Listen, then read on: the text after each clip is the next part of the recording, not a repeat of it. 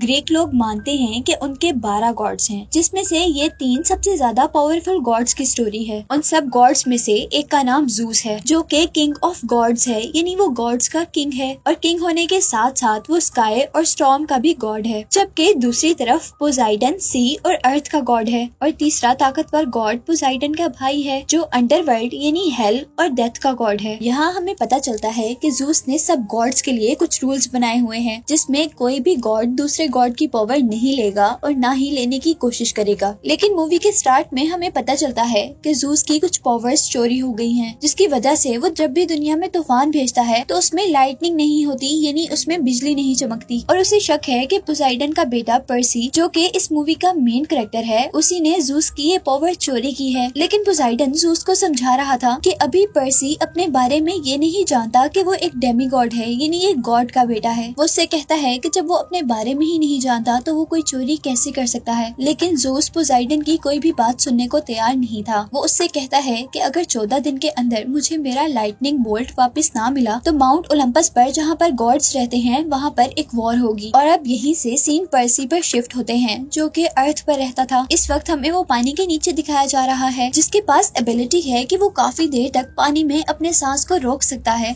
और साथ ही हमें ये भी पता चलता है कि पर्सी किसी बीमारी की वजह से इंग्लिश नहीं पढ़ सकता। अब हम पर्सी को एक ग्रीक म्यूजियम में देखते हैं, जहां उसे स्कूल की तरफ से लाया गया था और वो ग्रीक ना जानने के बावजूद भी अपने प्रोफेसर के कहने पर बहुत आसानी से वहां पर ग्रीक पढ़ लेता है। और ये देखकर पर्सी की दूसरी टीचर काफी हैरान हुई थी और वो उसे अपने पीछे पीछे आने को कहती हैं, जहां पर वो उसे खाली रूम में ले आई थी। वहां जाने पर पर्सी बहुत ज्यादा हैरान था ये देखकर कि उसकी टीचर एक ऊंची जगह पर खड़ी हुई थी और अचानक वो एक अजीब क्रिएचर में चेंज होते हुए पर्सी पर अटैक कर देती हैं। वो पर्सी को मारते हुए उससे पूछ रही थी कि बताओ बोल्ट कहाँ है, जबकि पर्सी उस बारे में कुछ भी नहीं जानता था। और हमें पता चलता है कि इस क्रिएचर को जूस ने भेजा है, जिसका लाइटनिंग बोल्ट चोरी हो गया है। और अब जब वो क्रिएचर पर्सी को मार रही थी तो यहाँ पर पर्सी का फ्रेंड आता है, जो कि गॉड्स की तरफ से पर्सी का गार्ड था। पर्सी के उस गार्ड के साथ यहाँ पर प्रोफेसर भी आए थे और वो उससे पूछते हैं कि ये क्रिएचर तुम्हें क्या कह रही थी। और पर्सी उनको बताता है कि वो किसी बोल्ट के बारे में पूछ रही थी। और यहाँ प्रोफेसर जान गए थे कि अब पर्सी की सच्चाई लोगों के सामने आ गई है कि असल में वो डेमी गॉड है, यानी वो एक गॉड का बेटा है। प्रोफेसर पर्सी के गार्ड से कहता है कि तुम पर्सी और पर्सी की मॉम को लेकर उस आइलैंड चले जाओ जो डेमी गॉड्स के लिए है। और अब वो गार्ड ऐसा ही करता है और रास्ते में हम देखते हैं कि पर्सी की मॉम कार ड्राइव कर रही थी, जबकि उनकी कार के सामने एक क्रिएचर आने की वजह से उनकी कार आउट ऑफ कंट्रोल हो गई थी। उनकी कार का एक्सीडेंट हो जाता है और उनकी कार उलट जाती है, जिसमें से अब उनका बाहर निकलना मुश्किल हो रहा था। और तब पर्सी का गार्ड अपनी निचली बॉडी को एक एनिमल की बॉडी में चेंज करते हुए अपने फुट से कार की विंडोज तोड़कर वो लोग बाहर निकलते हैं। और अब वो लोग भागकर उस कैंप में आ जाते हैं, जो कई डेमी गॉड्स के लिए बनाया गया था। वहाँ आने पर पर्सी और उसका गार्ड तो इसीलिए उसके अंदर चले गए थे, लेकिन पर्सी की मॉम, जो कि एक इंसान थी, उनको उस कैंप के बाहर एक इनविजिबल शील्ड ने आने से रोक दिया था। पर्सी की मॉम उसके अंदर तो नहीं आ सकी थी, लेकिन बाहर से एक मॉन्स्टर ने उनको पकड़ लिया था। और अब अपनी मॉम को बचाने के लिए पर्सी और उसका गार्ड लड़ने का डिसाइड करते हैं। और अब पर्सी अपने प्रोफेसर का दिया हुआ एक पेन निकालता है, जिसको क्लिक करने पर वो स्वॉर्ड में चेंज हो गया था। लेकिन उसी दौरान उस मॉन्स्टर ने पर्सी की मॉम को जलाकर राख कर दिया था, जिसे देखकर पर्सी को बहुत ज्यादा गुस्सा आता है और वो अपनी तलवार से उस पर वार करता है। लेकिन वो मॉन्स्टर बहुत बड़ा था और वो एक ही वार में पर्सी को दूर फेंक देता है और खुद दोबारा उस पर अटैक करने के लिए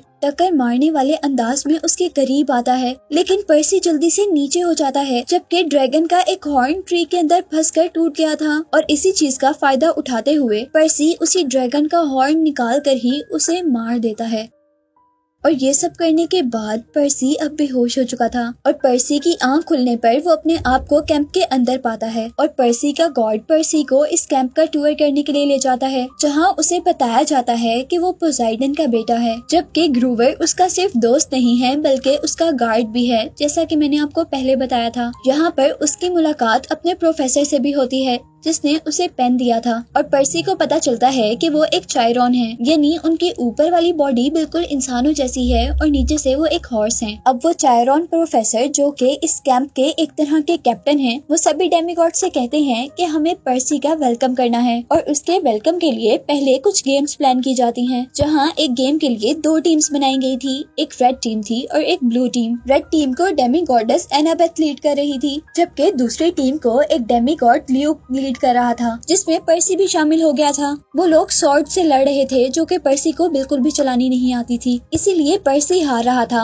और ल्यूक यहाँ पर उससे कहता है कि इस गेम में वो जीतेगा जो दूसरी टीम का फ्लैग लेकर आएगा। और ल्यूक अब सारे गार्ड्स को लड़के रोकना शुरू करता है और वो पर्सी को फ्लैग लाने का काम कहता है, लेकिन फ्लैग के पास पर्सी का सामना एनाबेथ से होता है, जिसने उससे लड़ना शुरू कर दिया था। लेकिन पर्सी को बिल्कुल भी लड़ना नहीं आ रहा था, इसीलिए वो बहुत ज्यादा जख्मी हो जाता है। और अब पर्सी को अपने फादर पोसाइडन की आवाज आती है, जो उसे कह रहे थे कि तुम पानी में हाथ लगाओ। और क्योंकि पोसाइडन सी गॉड था, इसीलिए पानी ने पोसाइडन के बेटे को ठीक करने के साथ साथ उसे बहुत सी पावर भी दी थी, जिसकी हेल्प से वो बहुत आसानी से अब अपनी ओपोनेंट टीम से लड़ने लग जाता है। और उनको हराने के बाद अब वो एनाबेथ को भी हरा कर वो फ्लैग ले लेता है और इस तरह ब्लू टीम यानी पर्सी और ल्यूक की टीम जीत जाती है। और उसके जीतने पर अब प्रोफेसर एक पार्टी रखते हैं। सब लोग कैंप में पार्टी एंजॉय कर रहे थे और उस कैंप में जो उन्होंने आग लगाई हुई थी, उस आग में से अचानक हल्का गॉड अपेयर होता है। और इन गॉड के बारे में मैंने आपको पहले भी बताया था कि वो पोसाइडन के भाई थे,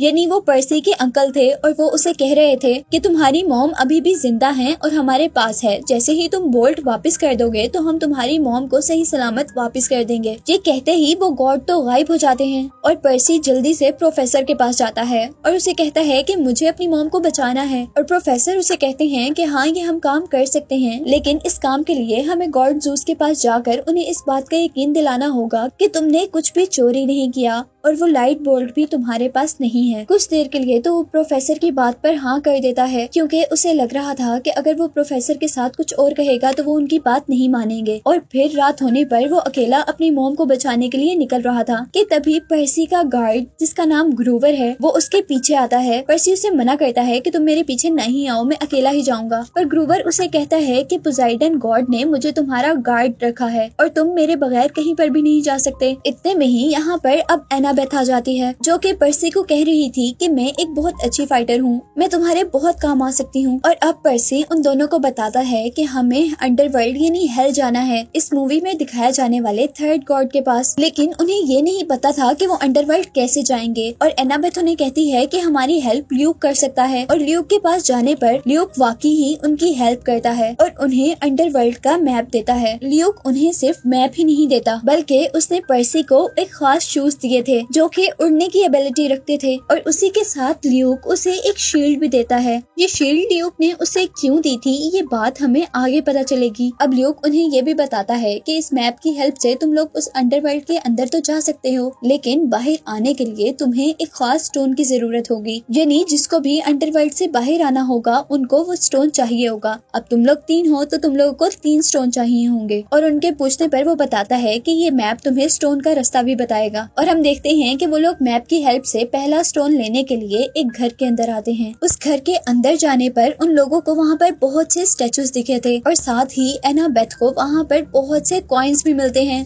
जो कि एक तरह की डेमीगॉड्स की दुनिया की मनी थी। और एनाबेथ उस मनी को पर्सी को दे देती है, क्योंकि आगे उन्हें इस मनी की जरूरत पड़ने वाली थी। और उसी दौरान अब एनाबेथ को एक औरत मिलती है जो उसे बहुत रोते हुए बता रही थी कि उसके हस्बैंड को किसी ने स्टैचू बना दिया है। और यहीं दूसरी तरफ हम देखते हैं कि ग्रूवर जैसे ही स्टैचूज को देख रहा था तो उसे ये बात समझ आई थी कि ये स्टैचू असल में इंसान हैं और वो एक स्नेक के सर वाली लड़की के असर के अंदर हैं, जो कि किसी की भी आंखों में देखकर उसे स्टैचू बना देती है। और अब हम देखते हैं कि ग्रूवर ये सारी बात पर्सी को बताता है, जबकि दूसरी तरफ वो लेडी एनाबेथ के पास आ गई थी और वो उसे बता रही थी कि मुझ पर ये चीज कर्स है और ये कर्स मुझे तुम्हारी मॉम ने ही दिया है, जो कि एक गॉड है। वो औरत एनाबेथ को भी स्टैचू बनाना चाह रही थी, लेकिन एनाबेथ आंखें ही नहीं खोलती, जबकि उसके पास खड़ी हुई औरत के आंखों में देखने पर वो उसे स्टैचू बना देती है। और अब यहाँ पर हम पर्सी को देखते हैं, जिसने उस स्नेक लेडी को डिस्ट्रैक्ट कर लिया था और उसका ध्यान एनाबेथ से हट गया था। और अब वो लेडी पर्सी को ही पकड़ लेती है, जिसकी हेल्प करने के लिए अब वर और एनाबेथ दोनों वहाँ पर कार लेकर आते हैं और उन्हें कार से हिट करते हैं और मौका मिलते ही पर्सी अपनी पेन को स्वॉर्ड में चेंज करते हुए उस स्नेक लेडी को मार देता है और उसका सर काट कर अपने पास रख लेता है। और हम देखते हैं कि उसको मारते ही अब पहला स्टोन उन्हें उस लेडी के हाथ पर मिला था, जिसको लेने के बाद अब वो लोग दूसरे स्टोन की तरफ बढ़ रहे थे जो कि एक म्यूजियम में था। म्यूजियम में जाने पर वो लोग देखते हैं कि वो स्टोन एनाबेथ की मॉम के स्टैचू के अंदर है और उस म्यूजियम में उस स्टैचू के पास बहुत ज्यादा सिक्योरिटी है, इसीलिए अब वो डिसाइड करते हैं कि वो रात को आकर यहाँ से स्टोन ले लेंगे। और वो लोग ऐसा ही करते हैं। रात में वो लोग यहाँ पर आते हैं और एनाबेथ अपनी फाइटिंग पावर का यूज करते हुए वहाँ पर सारे गार्ड्स को बेहोश कर देती है, जबकि पर्सी ल्यूक के दिए हुए मैजिकल स्नीकर्स पहनकर उस स्टैचू के ऊपर चढ़ता है और दूसरा स्टोन भी ले लेता है। लेकिन उसके स्टोन लेते ही यहाँ पर 5 आदमी आए थे जो आपस में मिलकर उनके सामने ही एक वाटर क्रिएचर हाइड्रा के अंदर चेंज हो गए थे, जिस क्रिएचर के 5 सर थे। जिस तरह वो 5 आदमी थे और जैसे ही वो क्रिएचर पर्सी पर अटैक करती है तो पर्सी के हाथ से वो स्टोन नीचे गिर जाता है और क्योंकि पर्सी साइड पर छुपा हुआ था और स्टोन दूसरी तरफ गिरा था, इसीलिए अब उसे स्टोन को लेने के लिए उन क्रिएचर्स के सामने से गुजरना था। और पर्सी अब उनसे लड़ते हुए आगे बढ़ता है और उस क्रिएचर के 5 सरों में से एक सर काट देता है। लेकिन एनाबेथ उसे कहती है कि ये तुमने बहुत गलत किया, क्योंकि अब उसकी एक सर की जगह 2 और नए सर निकल आएंगे। और वाकई ही ऐसा हो भी गया था और साथ ही पर्सी को अपना स्टोन भी मिल गया था जिसे वो उठा लेता है। और अब वो तीनों उस क्रिएचर के मुंह से निकलने वाली आग से बचते हुए गेट तक तो पहुंच गए थे, लेकिन उन क्रिएचर्स ने अपनी पावर से उस गेट को खुलने नहीं दिया था, जिस पर अब पर्सी का गार्ड ग्रूवर बहुत ही होशियारी से उस स्नेक वाली लेडी का सर जो उन्होंने काट कर अपने पास रख लिया था वो उन क्रिएचर्स के आगे कर देता है, जिससे वो सब लोग स्टैचू बन जाते हैं और वो लोग आराम से वहाँ से बाहर आ जाते हैं। अब उनके पास 2 स्टोन हो चुके थे और उन्हें एक स्टोन ढूंढकर अंडरवर्ल्ड जाना था अपनी सच्चाई प्रूव करने के लिए, क्योंकि मूवी के स्टार्ट में हमें बताया गया था कि उनके पास सिर्फ 14 दिन थे, नहीं तो 14 दिन के बाद माउंट ओलंपस में गॉड्स की लड़ाई होने वाली थी, जिसमें से 9 दिन तो ऑलरेडी गुजर चुके थे। और यहाँ मैप से उन्हें पता चलता है कि तीसरा स्टोन उन्हें एक होटल से मिलेगा और ये होटल असल में एक होटल नहीं था, बल्कि ये होटल एक ट्रैप की तरह था, जहाँ पर जाते ही उन तीनों को कुछ केक्स खिलाए जाते हैं और उन केक्स के खाने से वो लोग ये भूल गए थे कि वो लोग यहाँ क्या करने आए हैं, बल्कि वो यहाँ पर बाकी सब की तरह पार्टी करने लगे थे। और अब हम देखते हैं कि पार्टी करते करते पर्सी को पोसाइडन की यानी उसके फादर की आवाज आती है, जो उसे कह रहे थे कि तुम यहाँ जो करने आए थे वो करो। और उनकी बात से वो होश में आ जाता है और साथ ही वो अपने साथियों के पास जाकर उन्हें भी होश में लेकर आता है और यहाँ पर वो तीसरा स्टोन भी ढूंढ लेते हैं और वो लोग जल्दी से यहाँ से बाहर निकलने की कोशिश करते हैं, पर उन्हें रास्ता नहीं मिलता, जिस पर ग्रूवर उस होटल के अंदर रखी हुई कार के अंदर बैठता है और अपने साथ पर्सी और एनाबेथ को भी बिठाकर उस होटल का दरवाजा तोड़ते हुए वहाँ से बाहर निकलता है। और बाहर आने पर उन्हें पता चला था कि उन्होंने अपने बचे हुए दिन भी वेस्ट कर दिए थे और अब उनके पास सिर्फ 12 घंटे थे पर्सी की मॉम को बचाने के लिए। और अब वो मैप की हेल्प से अंडरवर्ल्ड का रास्ता ढूंढते हुए एक केव तक पहुंचते हैं। उस केव के बाहर कुछ लिखा हुआ था जो कि डिकोड करने पर ग्रीक लैंग्वेज थी और पर्सी ने डेमीगॉड होने की वजह से वो पढ़ ली थी, जिसके बाद वहाँ मड में से एक केव का दरवाजा खुला था और वो उसके अंदर चले गए थे, जहाँ हेल के दरवाजे पर उन्हें एक आदमी मिलता है जो उन्हें बता रहा था कि हेल के अंदर तुम लोग मरने के बाद ही जा सकते हो। और इस पर पर्सी उसे वो पैसे देता है जो एनाबेथ ने पहले घर से उठाकर पर्सी को दिए थे, जिन पैसों को लेने पर वो आदमी एक हवाई बोट में उन सबको बिठाकर अंडरवर्ल्ड के गॉड अंडरवर्ल्ड यानी हेल के गॉड के पास पहुंचा देता है। अब उस गॉड के घर के अंदर आने पर वहाँ डॉग जैसी अजीब क्रिएचर उनको घेर लेती हैं, जो उन्हें और अंदर आने से रोक रही थी कि तभी उस गॉड की वाइफ यहाँ पर आती है, जो कि खुद भी एक गॉड थी। अंडरवर्ल्ड के गॉड के पास पहुँचने पर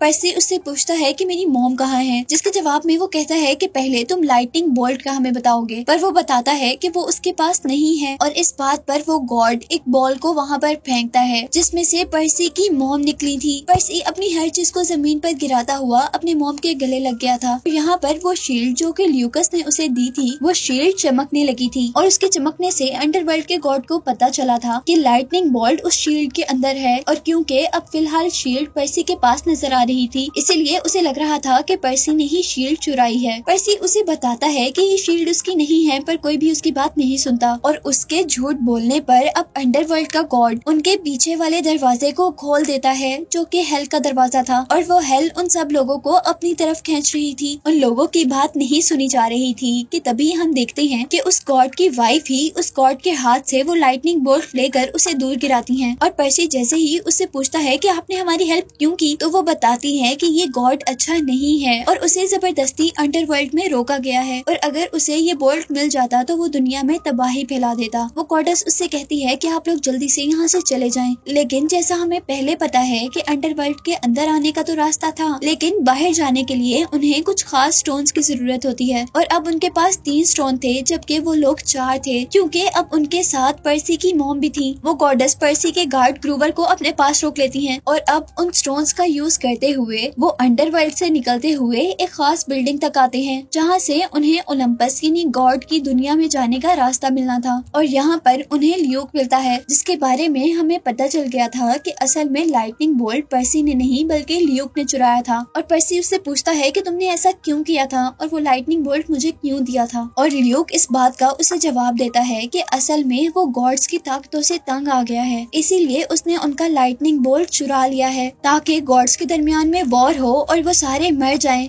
जिसके बाद डेमी गॉड्स पावर में आएंगे। यहाँ पर हम देखते हैं कि ल्यूक ने उसके हाथ से बोल्ट भी ले लिया था, पर पर्सी हाथ मारने वाला नहीं था। वो उससे लड़ता है बोल्ट लेने के लिए, लेकिन अभी तक वो कामयाब नहीं हुआ था। इसीलिए पर्सी अपनी पावर्स का यूज करता है और वहाँ पर मौजूद बहुत से टैंक्स में से पानी खींचते हुए वो उस पानी से ल्यूक पर अटैक कर देता है, जिसकी वजह से वो वहाँ करीब एक नहर में गिर गया था। जबकि पर्सी ने अब वो लाइटनिंग बोल्ट उठा ली थी। जितने में हमने देखा था कि पर्सी ने वो लाइटनिंग बोल्ट उससे हासिल किया था, उतने में एनाबेथ ने वो दरवाजा भी खोल लिया था जहाँ से उन्हें ओलंपस जाना था। और ओलंपस में जाते ही वो लोग देखते हैं कि सारे गॉड्स लड़ने के लिए तैयार हैं, और यहाँ पर्सी टाइम पर पहुंचकर ज़ूस को उसका लाइटनिंग बोल्ट वापस कर देता है और उसे बताता है कि असल में ये बोल्ट उसने नहीं बल्कि ल्यूक ने चोरी किया था। और वो ल्यूक का सारा मकसद भी बता देता है कि वो गॉड्स को मारकर डेमी गॉड्स को पावर में लाना चाहता है। यहाँ ज़ूस पर्सी से बहुत खुश हो गया था और उनके दरमियान में लड़ाई खत्म हो गई थी। और जैसे ही पोसाइडन अब उससे मिलने के लिए आया था, तो यहाँ हम देखते हैं कि पर्सी अपने फादर से नाराज है, क्योंकि उसके फादर कभी भी उसके साथ नहीं रहे थे। और यहाँ पोसाइडन उससे अकेले में मिलता है और उसे बताता है कि हम गॉड्स के भी कुछ रूल्स हैं, जिसके अकॉर्डिंग हम अपने बच्चों के साथ नहीं रह सकते, पर तुम हमेशा मेरे साथ मेरे दिल में रहते हो। ये बात सुनकर पर्सी भी अपने डैड की बात मान लेता है।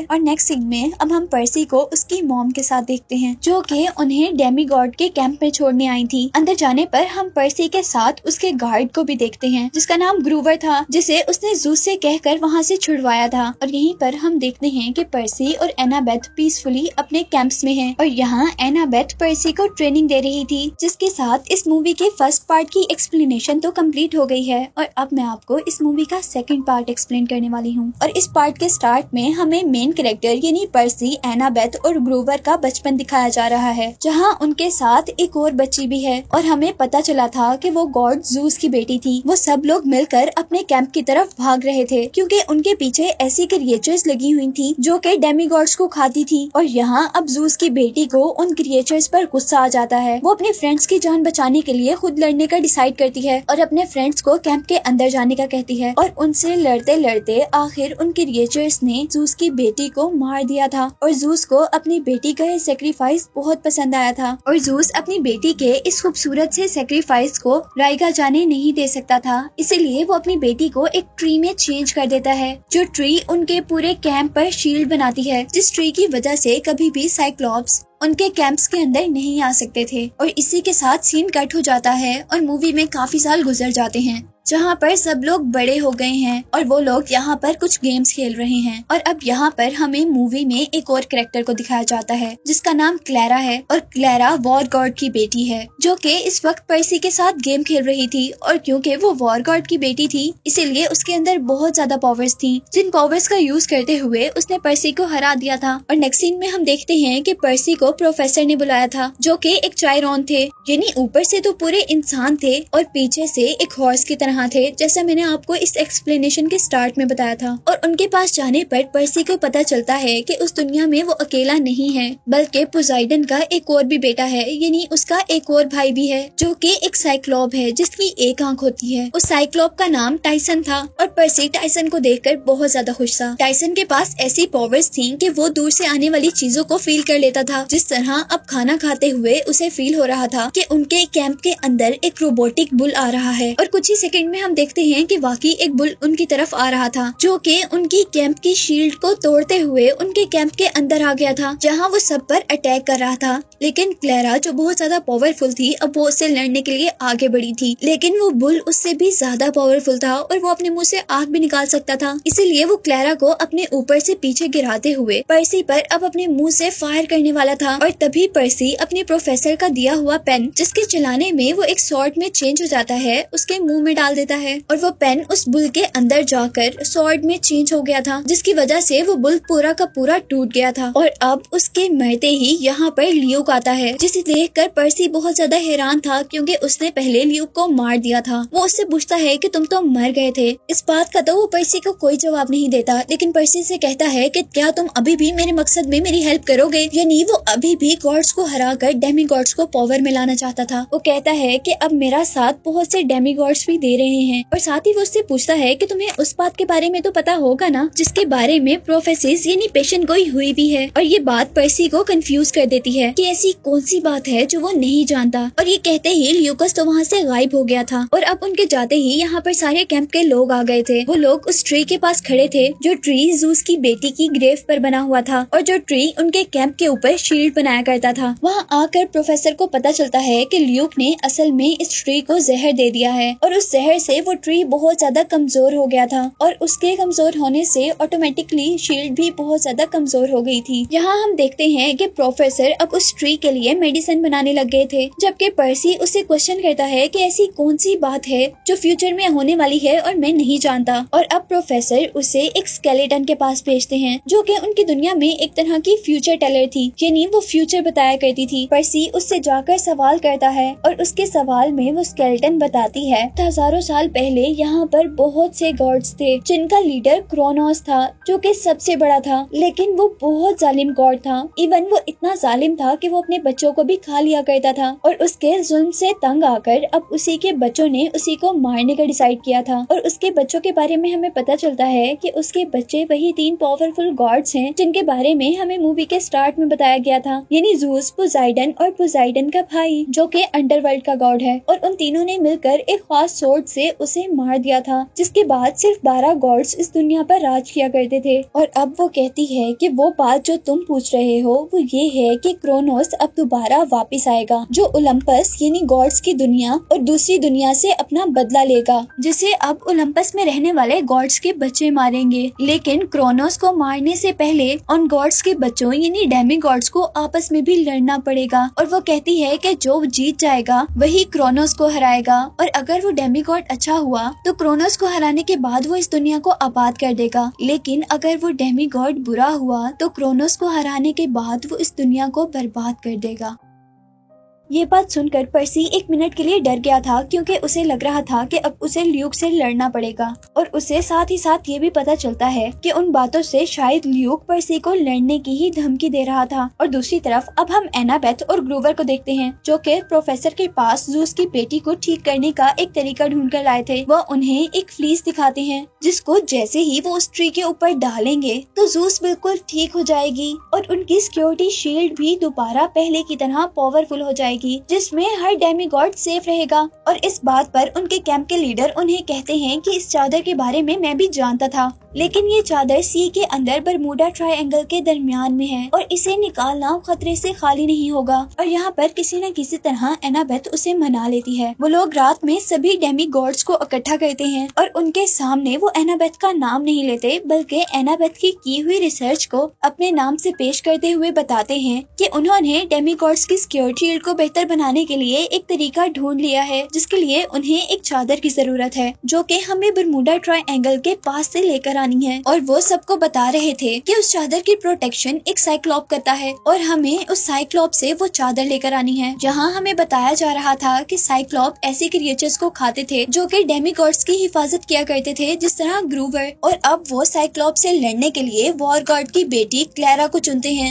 और उसी के साथ ग्रूवर की तरह के एक और आदमी को, जिनको साइक्लॉप खाया करते हैं, और वो आदमी एज अ ट्रैप उनके साथ जाएगा। क्लैरा का नाम सुनकर एनाबेथ का चेहरा 1 मिनट के लिए उतर जाता है, लेकिन ग्रूवर यहाँ पर बहुत ज्यादा खुश था कि वो बच गया, क्योंकि वर्स्ट कंडीशन में ऐसा भी हो सकता था कि साइक्लॉप उसे ही खा लेता। और अब असल में उनके ट्राइब की तरफ से तो क्लैरा और दूसरे आदमी को वो चादर लेने के लिए भेजा जा रहा था। लेकिन यहाँ पर हम पर्सी और एनाबेथ को भी देखते हैं, जो कि ग्रूवर को अपने साथ चलने पर मना रहे थे। वो उन्हें बता रहे थे कि उनका उस चादर को लाना कितना जरूरी था, और आखिर ग्रूवर भी मान जाता है और वो लोग आगे बढ़ते हैं। जहाँ हम देखते हैं कि अब टाइसन, जो कि पर्सी का भाई है, वो भी उनके साथ मिलने के लिए आ गया था, पर एनाबेथ उसे साथ लेकर जाने के लिए तैयार नहीं थी, क्योंकि पर्सी का भाई एक साइक्लॉप था जिन्होंने उसकी फ्रेंड को मारा था। लेकिन फिर वो सोचती है क्योंकि पर्सी का भाई यानी टाइसन भी एक साइक्लॉप है और हमें जिससे वो चादर लेनी है वो भी एक साइक्लॉप है, तो जरूर टाइसन हमारे काम आ सकता है। इसीलिए वो मान जाती है और कुछ देर के लिए उस पर अपना मैजिकल स्प्रे करते हुए उसे 2 आंखें दे देती है। और वो लोग अब अपने कैंप से बाहर निकलने के लिए एक टैक्सी बुलाते हैं। ये टैक्सी जादुई दुनिया की टैक्सी थी जिन्हें 3 बहनें चलाया करती थी। कार में बैठने पर अब वो लोग काफी खुश थे, लेकिन डर उन्हें वहाँ पर लगता है जब उनको पता चलता है कि उन तीनों बहनों के पास 2 आंखें ही नहीं है, बल्कि सिर्फ एक आंख है जिसको एक वक्त में सिर्फ एक ही बहन लगाकर देख सकती है। जिस बात से वो काफी ज्यादा डर गए थे और अब कुछ करते हुए हम देखते हैं कि उनकी वो आंख आकर पर्सी के हाथ पर गिर जाती है। वो बहनें उन चारों को लेकर वॉशिंगटन तक आ गई थी, लेकिन उन्हें यहाँ आकर पता चला था कि उन चारों के पास अब ज्यादा पैसे नहीं हैं, इसीलिए वो वहीं पर उन्हें छोड़ देती हैं। और इसके बाद अब उन लोगों को पैदल ही सफर करना था, जहाँ पर हम देखते हैं कि ल्यूक और उसके साथी डेमीगॉड्स उन सब पर अटैक कर देते हैं। और यहाँ उन सबको डिस्ट्रैक्ट करते हुए ल्यूक के आदमी ग्रूवर को अपने साथ ले गए थे, क्योंकि ल्यूक उस साइक्लॉप को,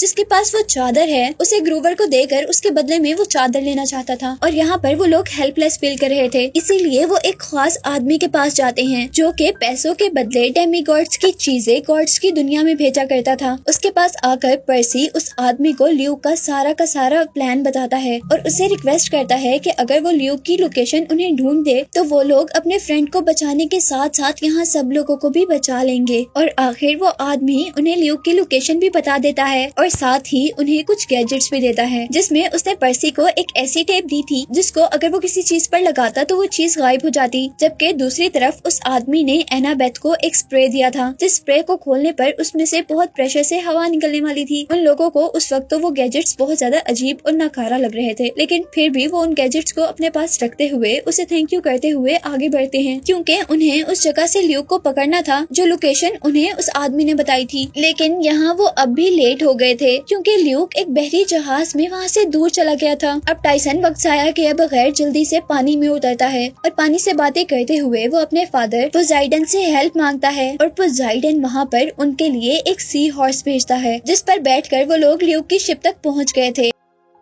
और उनके बोट पर आने पर अब ल्यूक की एक रखी हुई क्रिएचर वेयरवुल्फ को उनके आने का पता चल गया था और यहाँ वो उन पर अटैक करने के लिए उनके पीछे पड़ गया था, जिससे बचते बचाते वो लोग भागते हुए गलत जगह पर आ गए थे, क्योंकि अब उनके सामने वहाँ ल्यूक था। और यहाँ पर अब पर्सी ल्यूक से ग्रूवर के बारे में क्वेश्चन करता है, जिस पर ल्यूक उसे कहता है कि उसे तो जहाँ होना चाहिए था वो तो वहीं पर है, यानी ल्यूक ने उसे उस साइक्लॉप के हवाले कर दिया था। और उसके बाद वो कहता है कि अब तो मेरे साथी साइक्लॉप से ग्रूवर के बदले में वो चादर लाने ही वाले होंगे। और अब ल्यूक उन्हें एक कॉफिन दिखाता है जिसके अंदर सबसे बड़े गॉड क्रोनस के टुकड़े थे और उसे ल्यूक उस चादर के बदले जिंदा करने वाला था। और ये बताने के बाद ल्यूक अब अपने साथियों को ऑर्डर देता है कि इन सब को जेल में बंद कर दिया जाए, जहाँ पर बैठे हुए उन तीनों के दिमाग में और कोई ख्याल नहीं था, सिर्फ ये था कि वो बाहर कैसे निकलेंगे। और यहाँ पर पर्सी को उस आदमी का दिया हुआ गैजेट याद आता है जो उसे नकारा लग रहा था। उसको याद आता है कि उस टेप के लगाने से हर चीज गायब हो जाएगी और वो सोचता है कि अगर वो इस जेल पर टेप लगा दे तो ये सलाखें भी गायब हो जाएंगी। और तभी वो नोटिस करता है कि उनका बैग तो जेल के बाहर है लेकिन कम से कम उनकी आंखों के सामने था। और मसला अब ये था कि वो उस बैग को अपने करीब कैसे लाएंगे, जिस पर पर्सी को एक आइडिया आता है और वो अपनी पावर्स का यूज करते हुए बाहर समुद्र में एक तूफान ले आता है। उस तूफान की वजह से शिप हिलने लगती है और जैसे ही पर्सी का बैग गिरकर उनके करीब पहुंचता है तो बहुत तेजी से एनाबेथ उस बैग को पकड़ लेती है और वो लोग दरवाजे पर टेप लगाते हुए दरवाजे को गायब करके वहाँ से बाहर निकलते हैं। और उन लोग का प्लान था कि वो लोग यहाँ से एक छोटी बोट की हेल्प से अपनी डेस्टिनी तक पहुँचेंगे, पर यहाँ पर लूक के आदमी उसे दोबारा देख लेते हैं और पर्सी अब एक स्कीम बनाता है। वो एनाबेथ और टाइसन को उतरकर वहाँ से छोटी बोट में जाने को कहता है, जब वे खुद वो ल्यूक के लोगों से लड़ने लगा था। और साथ ही उसने एनाबेथ और टाइसन की बोट के आगे पानी की दीवार बनाते हुए उनको ल्यूक के लोगों से प्रोटेक्ट भी किया हुआ था। और यहीं पर हम देखते हैं कि एनाबेथ भी वो स्प्रे निकालती है जो उसे उस आदमी ने दिया था। उस स्प्रे की हेल्प से वो अपने करीब हवा का प्रेशर तेज कर लेती है, जिससे उनकी छोटी बोट भी तेजी से आगे मूव हो रही थी। पर्सी जैसे ही देखता है कि वो लोग आगे मूव कर गए हैं तो वो भी पानी की एक वेव को ऊपर उठाते हुए उनके करीब बढ़ना शुरू कर देता है। पर यहाँ उसी वेव पर जिस पर पर्सी खड़ा हुआ था, ल्यूक भी उसके ऊपर ही खड़ा हो गया था और पर्सी अपने पावर्स का यूज करते हुए उसे पानी की हेल्प से ही दूर फेंक देता है और खुद उस छोटी बोट तक आ जाता है। और अब हम देखते हैं कि आगे जाने पर वो लोग बरमूडा ट्रायंगल के अंदर थे और उन्हें एक गेट से शार्क्स ने घेर लिया था। और कुछ ही देर में उनको रियलाइज हुआ था कि असल में ये शार्क्स नहीं है बल्कि ये तो एक बहुत बड़ा मॉन्स्टर है। और ये जो बरमूडा ट्रायंगल है ये उस मॉन्स्टर का पेट है, जिसके अंदर जाने पर हम क्लैरी को भी देखते हैं जो उनसे पहले वो चादर लेने के लिए यहाँ पर आई थी, पर वो भी इस बरमूडा ट्रायंगल के अंदर अपनी पूरी की पूरी शिप के साथ फंस गई थी। पर्सी अब जैसे ही उसकी शिप को देखता है तो उसे पता चलता है कि उसकी शिप एक वॉर शिप है और वो उसे कहता है कि हम इस शिप के फंक्शंस को यूज करते हुए इस क्रिएचर के पेट को फाड़ देंगे और फिर यहाँ से बाहर निकल जाएंगे। और फिर वो लोग ऐसा ही करते हैं। वो लोग उस शिप में मौजूद कैनन से उस ड्रैगन पर अटैक करते हैं और उसका पेट फाड़ते हुए वहाँ से बाहर निकल आते हैं। वहाँ से बाहर निकलने पर अब पर्सी को अपनी पावर्स की हेल्प से समुद्र पर कुछ लिखा हुआ नजर आया था, जिससे उसे उस आइलैंड का पता चल गया था जहाँ पर चादर थी। और फिर आखिर वो लोग आइलैंड पर पहुँच ही जाते हैं, जहाँ जाने पर वो रियलाइज करते हैं कि जैसे ये एक ज्वाइलैंड है जो कि अब तबाह हो चुका है। और फिर वो लोग एक ट्रेन पर बैठकर एक केव के अंदर आ जाते हैं, जहाँ उन्हें अपना साथी ग्रोवर दिखाई दिया था जिसे ल्यूक ने यहाँ पर भेजा था। ग्रोवर बहुत ज्यादा होशियार था। उसने अपने आप को साइक्लोप से बचाने के लिए अपना हुलिया भी साइक्लोप जैसा बनाया हुआ था और अपने सर पर एक तीसरी आंख लगाई हुई थी, जिससे साइक्लोप को लग रहा था कि वो भी एक साइक्लोप है। इसीलिए उस बड़े से साइक्लोप ने ग्रोवर को खाया नहीं था बल्कि वो उससे खाना पकाने का काम लिया करता था। और यहीं पर अब वो लोग देखते हैं कि वो चादर जिसकी तलाश में वो सब लोग यहाँ तक आए हैं वो उस बड़े साइक्लोप के शोल्डर पर है। और जैसे ही वो लोग उससे वो चादर लेने की कोशिश करते हैं तो उसे भी पता चल जाता है कि यहाँ पर डेमीगॉड्स हैं और इसीलिए वो सब पर अटैक कर देता है, जिस अटैक में टाइसन नीचे गिर जाता है। पर किसी न किसी तरह वो उसके शोल्डर से वो चादर लेकर वहाँ से बाहर निकलने की कोशिश कर रहे थे और वो साइक्लोप उनके पीछे पीछे था। और फिर जल्दी से वो लोग भागकर उस केव से बाहर आ जाते हैं और उस केव को एक बहुत बड़े से पत्थर से बंद कर देते हैं। यहाँ अब वो लोग बहुत ज्यादा खुश थे क्योंकि उनको चादर मिल चुकी थी और उन्होंने साइक्लोप को भी बंद कर दिया था। पर इधर उनकी किस्मत अभी भी खराब थी क्योंकि ल्यूक उनसे वो चादर लेने के लिए आ गया था। वो उनसे उस चादर को मांगता है लेकिन पर्सी उसे चादर देने से इनकार कर देता है और इस बात पर वो अपनी गन से पर्सी पर अटैक कर देता है। पर इससे पहले कि उसका वेपन पर्सी को लग पाता, टाइसन जो कि पर्सी का भाई है वो उसके सामने आ जाता है अपने भाई को बचाने के लिए। और यहाँ उसने अपने भाई को बचाने के लिए अपने आप को सेक्रीफाइस कर दिया था और टाइसन उस चोट के लगने से वहाँ नीचे पानी में गिर गया था और सबको लगा था कि अब वो मर गया है। यहाँ हम देखते हैं कि ल्यूक उस चादर को लेकर क्रोनोस के कॉफिन तक पहुँच जाता है और उस चादर को क्रोनोस के कॉफिन पर रख देता है, जिसकी वजह से वहाँ पर कुछ मैजिकल वेव्स क्रिएट होना शुरू हो गई थी, जैसे क्रोनोस अब जिंदा हो रहा हो। जबकि दूसरी तरफ हम देखते हैं कि ल्यूक ने सबको हॉस्टेज बनाया हुआ था और यहाँ पर पर्सी बहुत ही होशियारी का मुजाहिरा करते हुए अपने पेन को दबाता है और उसकी शॉर्ट खुलकर ग्रोवर का हाथ छुड़वा लेते हैं और फिर इस तरह वो सब लोग एक दूसरे को छुड़वा लेते हैं। जिसके बाद वो लोग ल्यूक और उसके साथी से लड़ने के लिए आगे बढ़े थे और अब जैसे ही ल्यूक पर्सी को मारने वाला था तो यहाँ पर एंट्री होती है टाइसन की, जिसे हमने पिछले सीन में देखा था कि वो तो मर गया, लेकिन ऐसा नहीं हुआ था क्योंकि तीर लगने के बाद वो पानी में गिर गया था और क्योंकि वो वाटर गॉड पोसाइडन का बेटा था, इसीलिए पानी ने उसे हील करने के साथ साथ उसे बहुत सी पावर्स भी दे दी थी। और यहाँ पर अपने भाई को देखकर पर्सी भी बहुत ज्यादा खुश हुआ था। और यहाँ जब तक वो मिल रहे थे, वहीं दूसरी तरफ हम देखते हैं कि वो बहुत बड़ा सा गॉड क्रोनोस अब बनना शुरू हो गया था और उसकी बॉडी के छोटे छोटे टुकड़े हवा में उड़कर एक साथ मिल रहे थे, जो कि कुछ ही सेकंड में पूरे के पूरे जुड़कर एक बहुत जायंट गॉड बन गया था। और उसके अब जिंदा होते ही ल्यूक उससे कहता है कि मैंने आपको जिंदा किया है। लेकिन यहाँ पर क्रोनोस को इससे कोई फर्क नहीं पड़ता और वो ल्यूक को ही खा जाता है, जो देखकर बाकी सब भी एकदम से डर गए थे।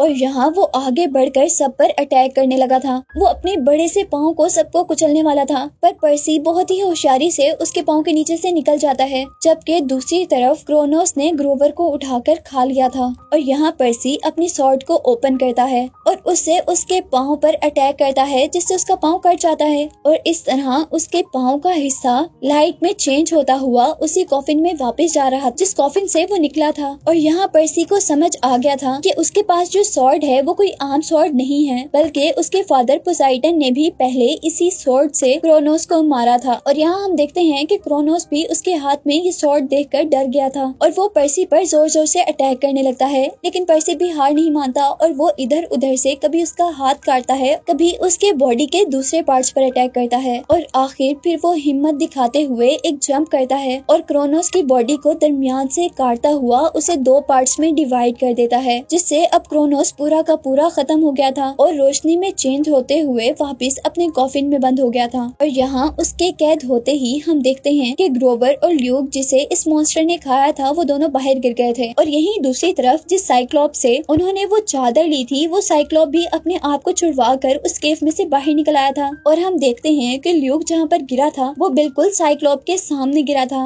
और अब ल्यूक को देखकर वो साइक्लोप खुश हो गया था, क्योंकि उसके खाने का इंतजाम तो हो गया था। और यहाँ हम देखते हैं कि ल्यूक तो मर गया था, लेकिन उसकी क्रिएचर्स अभी भी जिंदा थी, जिन्होंने एनाबेथ पर अटैक कर दिया था। वो लोग अब जल्दी से उस चादर का यूज करते हुए पहले एनाबेथ को जिंदा करते हैं और अब इसके बाद पर्सी अपनी वो चादर क्लैरा को दे देता है, क्योंकि उनके लीडर ने ये काम क्लैरा को ही दिया था। और अब वो लोग कैंप में पहुंचते हैं और क्लैरा वो चादर उस लड़की के ऊपर रख देती है, जिसे मूवी के स्टार्ट में हमने मरते हुए देखा था, जिससे वो लड़की भी जिंदा हो गई थी और जूस की भेजी हुई उस कैंप की सिक्योरिटी शील्ड भी वापस पावरफुल हो गई थी। और यहाँ हम देखते हैं कि उस चादर में इतनी भी पावर नहीं थी कि वो एक डेमीगॉड को वापस डेमीगॉड बना दे। उस चादर ने उस लड़की को जिंदा तो कर दिया था, लेकिन डेमीगॉड के रूप में नहीं, बल्कि एक इंसान के रूप में। और उस लड़की को देखकर अब पर्सी को ख्याल आता है कि उनकी प्रेडिक्शन अभी भी कंप्लीट नहीं हुई, क्योंकि उस औरत ने बताया था कि जूस और पोसाइडन के बच्चे आपस में लड़कर क्रोनोस को जिंदा करेंगे, जिसके बाद उन्हीं के हाथ में दुनिया और ओलंपस की किस्मत होगी। और पर्सी के इसी ख्याल के साथ ये मूवी यहीं पर एंड हो जाती है।